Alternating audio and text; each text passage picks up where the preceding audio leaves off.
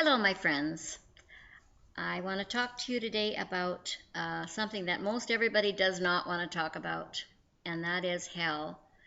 Um, it is a place that has been a lot of people joke about it. A lot of people say, well, you know what, I'm going to go to hell because, all my friends are going to be there and we're just going to party. And a lot of people don't find that it's going to be a very scary thing, not a very scary place. They'd sooner go there than go to heaven because heaven's going to be just boring. As I was saying in my heaven video, that a lot of people think that heaven is just sitting on clouds playing harps, and no, it is not. It's not that at all. And hell is not a place where you're going to be partying with your friends. This video is going to be very short because there's not a lot I can tell you about it, but what I will tell you about it is it's very terrifying. Okay, I'm going to read 3 verses, maybe a bit more, to describe what is hell like. The Bible describes hell as a lake of fire. Let's turn to Revelations 20, verse 15, and see what it says about that, because I don't want you to think that I'm just making this stuff up. 20, verse 15. It says, "If anyone's name was not found written in the book of life, he was thrown into the lake of fire." Now, the book of life was, if you ask Jesus into your heart, if you're a believer, God puts your name, writes your name in that book of life, and that seals you for eternity. It means you go to heaven forever. So he looks in there, and if your name isn't written in there, you will be thrown into the lake of fire. That's what Revelations 20, verse 15 says. Let's see what Revelations 14, 10, and 11 say about hell. Now, I could just be telling you a bunch of stuff, and you would have a good reason to not believe me. I'm backing these things up with the Holy Scriptures. It says, "He too will drink the wine of God's fury, which had been poured full strength in the cup of his wrath. He will be tormented with burning sulfur in the presence of the holy angels and of the Lamb. The smoke of his torment will rise forever and ever. There is no rest day or night for those who worship the beast or his image, or who don't follow God, for anyone who receive," and then it just goes on to the next verse. So that's talking about when you're in this place of, in this lake of fire, you will be tormented forever and ever. And I guess, when you think of being put into fire, you think of, I'm going to suffer and then I'm going to burn and die, and then that'll be it. But that isn't what they're talking about here. They're talking about being tormented forever and ever. And the smoke of your torment, it means you're going to be suffering, but the smoke from the wrath of this suffering is going to go up. And it's going to go on forever and ever. So your screams and your cries for help, for mercy, will go on for eternity. But you won't die. You will wish to die. You will hope to die, but you will not die. Another verse about hell. Let's see what Matthew 3, verse 12 says.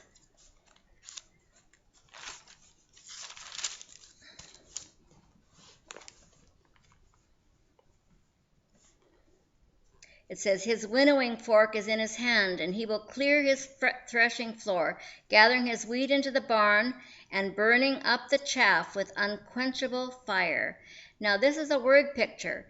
He's talking about a farmer he's got all of his wheat in from the field, and he's got to divide the wheat, the grain, from all the chaff, which is just all the fluff that's on the bottom, the useless stuff, the garbage on the bottom.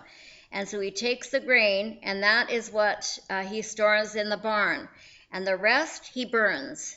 And it says, the burning of the chaff with unquenchable fire. Unquenchable is it doesn't cease. It just isn't able to stop. So this chaff, which is you, if you aren't going to heaven, is going to burn forever. And that's a word picture that it was used in Matthew. Now let's turn to Matthew 13:42.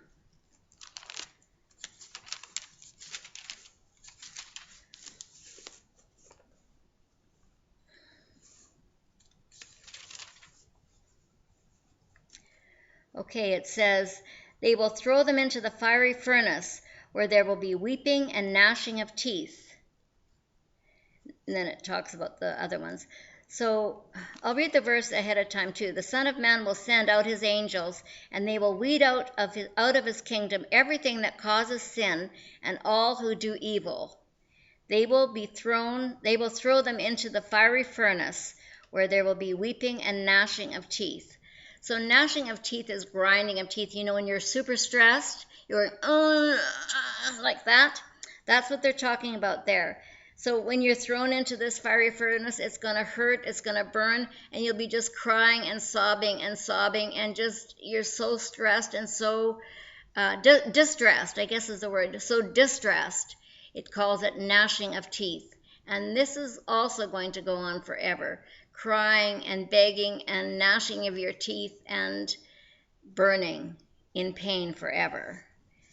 Okay, so that was in Matthew 13:42. Let's see what in the Old Testament, Isaiah talks also about this. Isaiah 33, verse 14.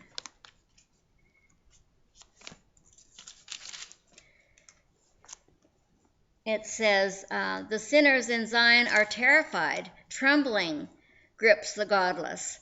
Who of us can dwell with this consuming fire? Who of us can dwell with this everlasting burning? Okay, so that's what it's talking about there, that the ones that are thrown into this fire, it's again a word picture, but who can live with this consuming fire? Who can live with an everlasting burning? Like, how can you even handle it? It's got to be impossible, but it happens, and it happens to every single person who turns their back on Jesus Christ. And then let's go to Matthew 25:41.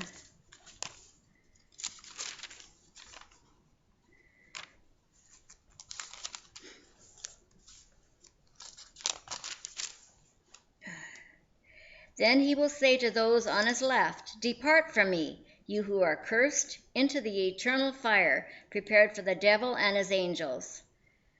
Okay, and so that's when he's talking. The fire wasn't even made for, Jesus never wanted us to go to the fire, into this fire. He was hoping that we would all answer his call to go to heaven. He's been begging us to follow him. And he made this fire for the devil and all of his demons. But because we haven't listened to him, because we haven't answered his call to follow Jesus and to follow us and live a life of following goodness and kindness, rather we followed a life of sin and selfishness. Because of that, because we figured that sin is worth burning for. Or, as some people said, sin is worth having a big party in hell for. Maybe because they don't know the truth. I don't know. But they're not willing to give up the sin to go to heaven, to have Jesus in their hearts. So Jesus has said that they will be thrown there. There's one more verse I want to read. I think that's the last one. No, there's two more. Matthew 19, verse 20, and these are right close together. And then but do you see the common thread between all of those? That it's fire, burning fire, and torment in every single verse. And you know what? That's the reason why I'm doing these videos. I look around and I see people around me that I don't know if they're going to be going to hell, but I'm suspicious that they are. And it hurts my heart so badly. I cry and I cry thinking, are you going to hell? And it hurts my soul. And if I can keep any of you, if I can keep one of you from going there, this will all be worth it. Because it, and I know Jesus is the same. He cries for you. He cries for you to come to him.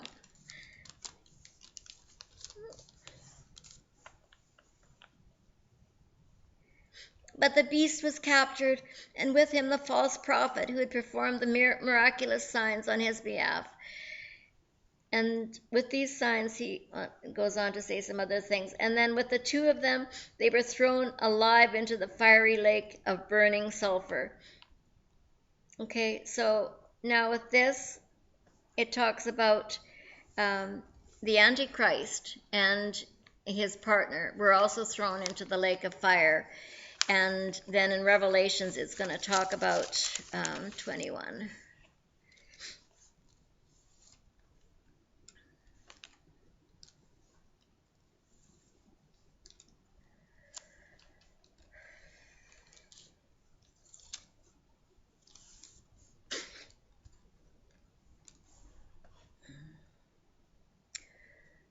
Oh, 19, sorry, I'm on the wrong chapter again.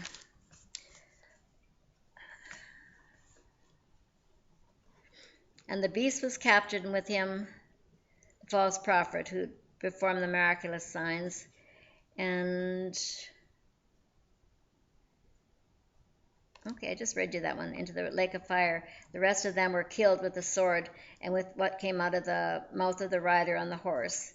So that's describing then. And then it says that the angel that had the key to the abyss, holding in his hand a great chain, and he seized the dragon, that ancient serpent, which is the devil or the Satan, and bound him for 1,000 years. And he threw him into the abyss and locked and sealed it over him. So, and that is talking about the devil. And also the devil and the demons. So therefore the devil and the demons will also be in the lake of fire along with us, along with those who are thrown there. I think that whenever I think of the devil or demons or any of that kind of stuff, I know there's a lot of people that like to watch horror movies that have a lot of that kind of stuff in it. But it just really frightens me, and I can't imagine being in hell where there's also demons and the devil down there. You won't be seeing anybody down there but yourself, but you will be seeing demons and the devil down there, and it'll be dark, burning, and frightening.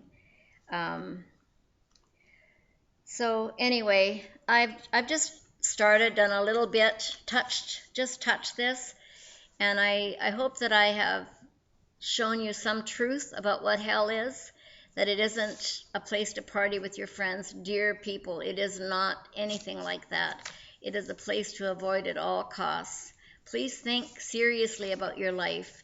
Is your life, whatever you're doing now, sin or whatever you're involved in, even just you're trying your hardest, but you're not being fulfilled at any level? Please turn your heart to Jesus and give him your life. He will do something wonderful for you. I have been a follower of his for 50 years, and he has been my very best friend. He has loved me. He's been my warrior. He's been just whenever I've been in trouble, he's been there for me. He's been my companion. Look, people, Jesus is not something to try to avoid. He's the best thing that could ever happen to anybody. Please think on this. I'm going to just read a prayer. If you want to ask Jesus into your heart, please follow these words with me. Repeat them, mean them. There's another video that I put out. It's called Heaven or Hell. If you would like to, it's longer and it goes into things a lot more in depth. If you're really seriously, I would recommend you read that or watch that one through. It goes into things that this one hasn't and does a lot more explanation that you will need as a believer to understand. Okay, so I'm going to read this this prayer for you. If you would like to pray it with me, you can shut your eyes, you can get on your knees. Unless you're driving, then don't. But I'm going to read slowly, and please repeat after me as I'm praying. Dear God, I have sinned. I know I have offended you in so many ways. I am sorry. I believe that Jesus suffered and died for my sins, that he paid my debt in full, and that he rose again. Jesus, I believe in you. I thank you for what you've done for me. Please save me from hell and help me to live for you. Thank you for this offer to spend eternity in heaven with you. Amen. If you have prayed this prayer with me, it doesn't have to be a fancy prayer. It's your heart that matters. Do you want to change from the old you and live a life following Jesus? That's what's important. Again, I'm going to recommend going back to that other video, and it has some hints and some helps for you. But I'm hoping if I see you in heaven, that come up to me and say, hi, I'm so-and-so, and I listened to your video, and it would be wonderful to talk with you. I love you so, so dearly, and I will keep praying for you. I'm going to be doing another video after this, and it is called The Biggest Lie, All Religions Lead to God. And it's one of the biggest traps that the devil has been using to get us to fall away from the truth. So I'll see you in that video, or in the first video, or I've done one on heaven, so you can follow any one of those. Thank you so much for watching and being with me this time.